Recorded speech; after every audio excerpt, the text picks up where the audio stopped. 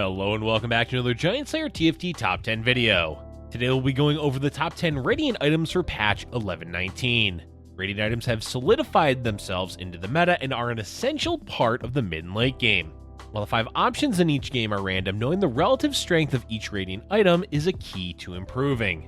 Keep in mind that since there are 5 random items in each game, the best Radiant item on paper aren't always the correct choice. With all that said, let's go ahead and get started. But before we begin, please don't forget to click the links in our description. Give your support to everyone who helped make this video happen. We host many TFT tournaments with plenty of exciting content to come, so be sure to also follow our GiantSlayerTV social media pages. Alright, let's get back to the video. Kicking off our top 10, we have Zenith's Invitation coming in as the number 10 Radiant item. This may be an odd choice to many because how often does anyone actually choose the Radiant version of Zenith? Probably not all that often. But it was recently buffed on patch 11.19 to now taunt for a total of 4 seconds.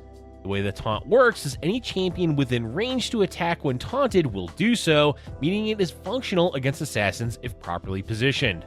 Of course, the meta has shifted away from assassins after the 11.18b patch, but there's still a few floating around, like Diana and Viego. Being able to stop those champions from getting onto your carry is immensely helpful and can be a reason for winning a round. 4 seconds of taunt also helps lock down specific melee champions and can work against enemy backline if given to one of your assassins, though that may not be intended. So why grab the Radiant version over the regular? Mostly to fill the role of having a taunt against assassins, freeing your components to be used for better items than Zenith. Plus, the Void Spawn from the Radiant version is extremely tanky, so it does add a lot of extra health to your board. It's not significantly better than its normal counterpart, but if there's no other Radiant item you need, it is worth picking up Zenith Invitation. Up next, we have another surprising choice as we have Dragon's Will coming in at number 9. Dragon's Claw and Dragon's Will aren't exactly high priority items, especially given the recent metas have all favored AD compositions over AP. That said, the meta may be shifting as Karma and Heimerdinger both received buffs. Vel'Koz and Teemo were already legitimate threats to be concerned about, meaning Dragon's Claw and the Radiant version have increased viability.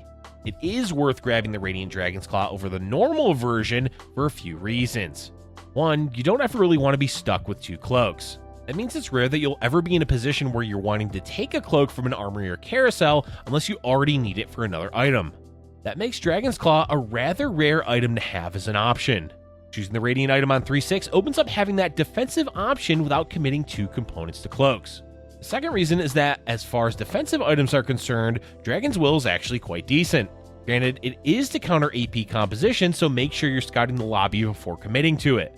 But the stats on it are quite good with 300 bonus magic resist and 2% max health regeneration per second. Slap it on a Galio, Rel, or Abomination champion, and they become significantly harder to kill. Overall, the main selling point for either version of Dragon's Claw in general is the damage reflect it does against champions like Karma. It may be a bit niche, but that's kind of the whole point of Radiant items, filling a specific role your board needs based on the current lobby and what items you already have. The next 3 items are all auto attack focused, with Runin's Tempest coming in as the number 8 Radiant item. Runin's Tempest is actually bonkers when you look at the stats it provides. The damage of the second bolt goes from 75% for the regular version to a whopping 110%. On top of that, it adds 30% additional attack speed. Plus, the bolt still applies on-hit effects and is able to critical strike. Those are insanely good stats compared to the regular version, and it's honestly the best selling point we can make to take the Radiant Runin over the base version. That said, the reason it isn't higher on the list is that it fulfills the specific item requirement that most players already filled prior to 3/6. Runin's Hurricane is already a common item to slam during the early rounds of the game, whether for champions like Yasuo, Riven, or just on item holders like Varus or Vayne. While a player can have more than 1 Runins, it's inefficient for their carry to have more than 1. And you can't play around having the Radiant version since it's a random chance that you even get offered it. Still, in the games where a player hasn't already made a Runin's Hurricane, is leaning towards playing an auto attack champion in the mid game, and has the option for Runin's Tempest, it's a top tier choice for sure. The next auto attack Radiant item on the list comes in at number 7, Luminous Deathblade. At a glance, Radiant Deathblade doesn't seem all that great. After all, the only stat it's increasing is the amount of attack damage gained per stack, which is only 5 more than the base item. Is it really worth it to have each stack provide 15 damage over 10? The answer is wholeheartedly yes. This is for two reasons. One, each stack is an additional 5 damage over the regular version, which adds up to be quite a lot over the course of a round. Two, the starting damage increase is crazy impactful. Instead of starting at 40 bonus attack damage, Radiant Deathblade provides 60 bonus attack damage. To achieve that with a regular Deathblade, the item holder would need 2 additional stacks, meaning the Radiant version would ramp up much faster. For an AD champion, the increased stacks are huge. Draven immediately hits for 60 additional damage plus any forgotten bonus. Aphelios, his ability scales insanely well with higher AD. Riven, same thing as Aphelios. Any AD champion, even Kled, gains a ton of value from the bonus attack damage. So while, yes, it isn't all that much different than the regular version, the fact is the increased damage and starting attack damage makes Luminous Deathblade highly valuable to have. And the last of the 3 auto-attack focused Radiant items is Zenith Blade, which comes in at number 6. What mainly sets Zenith Blade apart from the other auto-attack focused Radiant items is that it's not just great for auto-attacking champions. It benefits them greatly, but it's also good for assassins that naturally gain spell crit, as well as AP champions that are using Jeweled Gauntlet. That said, it primarily benefits AD champions the most. This is because the damage of the critical strike goes up a ridiculous amount when the champion has Zenith Blade. There's the base 10% critical damage being applied, and then on top of that, another 40% critical strike damage. May not sound like a lot, but 50% bonus critical strike on every hit is a ridiculous amount of damage. Combine this with a Deathblade or even a Runin's Hurricane, and your auto-attack champion will be outputting a ton of damage during a fight. Zenith Blade might not always be the best option, especially if a lobby has several Bramble Vests, but it's certainly one of the strongest Radiant items in terms of raw damage output. Next up is an item that's used by any carry in the game, coming in at number 5, Fist of Fairness. Fist of Fairness takes the baseline idea of Hand of Justice and just cranks it up to 11.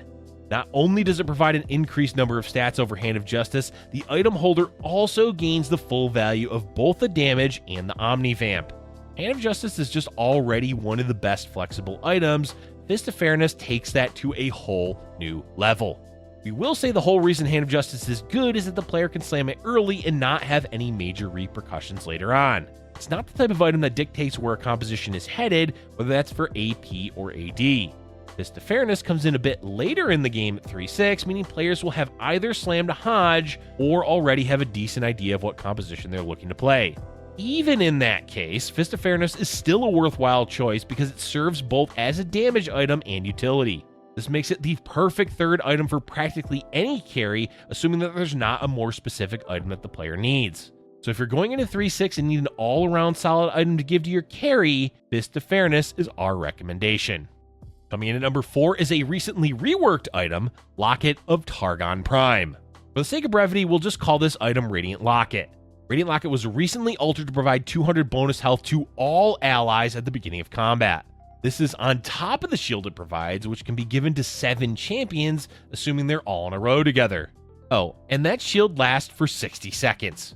Talk about a glow up for an item that was extremely underwhelming prior to being changed. Normal Locket was already a niche item for the early game, so why would you ever choose the Radiant version that is only available starting in the mid game? The answer is no one picked it, hence the buff. Now, it provides a ton of value to a player's board because of the bonus effective health. There's the shields it provides, which are alright, though positioning can be difficult. Plus 200 bonus health to every champion?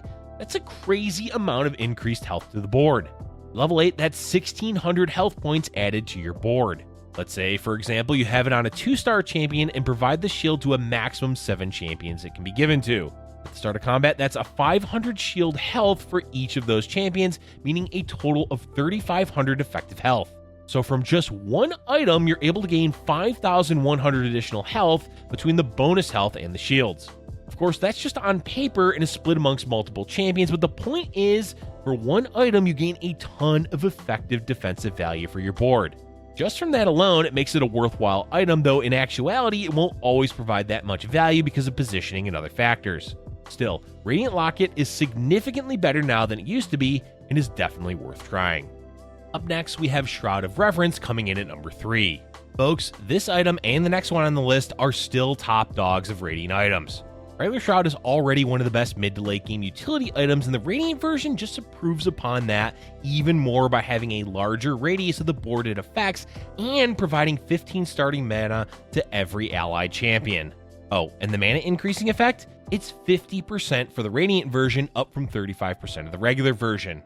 Honestly, there's no question that Radiant Shroud is one of the best Radiant items in any situation. If you don't absolutely need a different item, we highly recommend it. Along the same lines as Shroud, coming in at number 2, we have Banshee Silence. Once again, this is a Radiant item that improves the normal version by a significant amount. Even if it's just giving a spell block to every allied champion, it would be up there as one of the best utility items, but it also adds a bonus 50 health to each champion as well. That may not seem like a lot because of the Radiant Locket, but it's an additional 50 health on top of providing a spell block. That shoots the effective value of the item up a lot. Much like Radiant Shroud, if you have the option to take Radiant Banshees, we recommend you do so. Which of the two is more valuable depends a lot on the lobby you're in, but either item is a strong choice if you're lacking utility items. And the number 1 Radiant item is Rascals Gloves. This may come as a surprise because Rascals Gloves are never really talked about all that often. It's not even because the item is undervalued, it's just the type of Radiant item that is always the correct choice if there's nothing you absolutely need for your board. It's also objectively the best choice when there's no standout options on 3/6. This is because you're gaining a random rotation of 2 Radiant items each round. Sure, it sometimes won't be an amazing combination of items, especially since it's highly dependent on what champion is holding onto the gloves. But on average, the power level of Radiant items are much higher than regular items, so having 2, even though they're random, is a significant increase to your board strength. While Rascals Gloves isn't always the correct choice, it is certainly never the wrong one given the amount of value it provides. Alright, that's all we have for you for today, folks. Radiant items continue to be a well-received mechanic, though the power level on some of them compared to others is questionable. That said, the fact that players have agency over what choice they make each game makes for a much more engaging mechanic than shadow items ever were, making it a successful pivot for the mid-set. Let us know in the comment section below what Radiant item you like to choose the most. Thank you for watching, and if you're enjoying our content, be sure to hit the like button and subscribe for future Giant Slayer TFT videos.